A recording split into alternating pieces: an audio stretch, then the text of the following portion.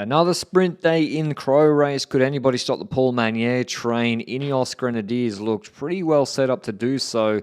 We're going from Gospic to Rijeka, 150 Ks. There were a few climbs during the stage, but when we got towards the coastline, it wasn't that hard. We have the Nikola Tesla Memorial Centre there, the breakaway, Baptiste Poulard, Mark Stewart, Stoss van der Voorde in that breakaway. Quickstep controlling it with Cherney and Antoine Houby because they have the two-time stage winner. We see that tree or the bit of foliage was in the way of the road, and an Ineos rider has come a cropper on that, and they've crashed into the bush. So UAE Team Emirates trying to stay in front with McNulty and Wellens with, a bit of maybe errant things on the road. As we get towards the coast, it opens up a little bit, more visibility on the roads, and there's less hills as well, so the roads are wider. Although there is another crash in this right-hander. I'm not sure who comes down first. It's a UAE rider and Israel Premier Tech rider that have gone down in that corner, and Joseph Cherney is telling his teammates to take in and admire the beautiful view on this sunny day in Croatia,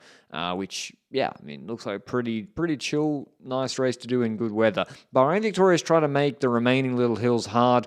Everybody knows who's going to win this sprint if you don't make it hard or if he doesn't get boxed in, and that's Paul Magnier. He's just way too fast for everybody. McNulty tries a late flyer. They got Rui Oliveira as the backup, but he's brought back by Israel Premier Tech Bahrain and Ineos. So it's not the team of Soudal Quickstep. I don't see them in the front five riders here controlling anything. The other teams control themselves, and so Quickstep, who've been controlling all day, they sit back, and then because they don't have the biggest lead out here, they just let the other teams basically eliminate each other, and then by the time it's 3Ks to go, they're in a tunnel or exiting the long tunnel, which does have some lights in it, or somehow was able to get coverage out of it, and then it's time for the lead out for the sprint. So Ineos set up with Bob Jungels. They've got the longest train here. They've got Swifts, Kwiatkowski, Kim Hajduk, and they're going for Ben Turner, who's in that blue points jersey, which he's borrowing from Paul Magnier, who's in the leaders jersey. Kwiatkowski's in the radio, tells him go right.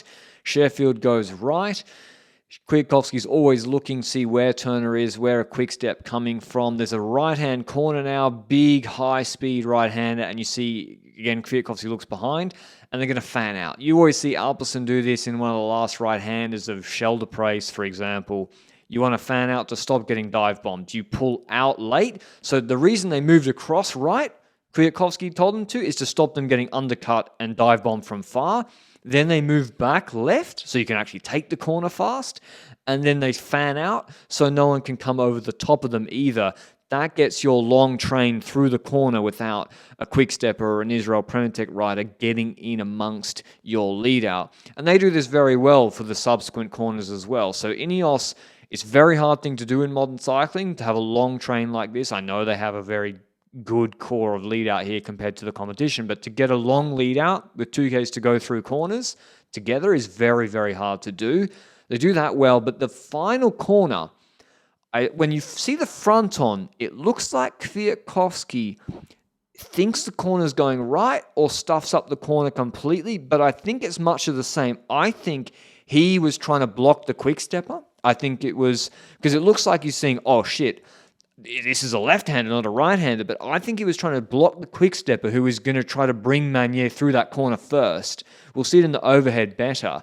And then Hajduk's on that wheel. He's going to kick out of this corner, but Kwiatkowski's not on the wheel of Hajduk, who gets a beautiful slingshot off the Quickstepper out of the corner. He then kicks so hard, you're maybe thinking, Kwiatkowski dropped the wheel of Hajduk.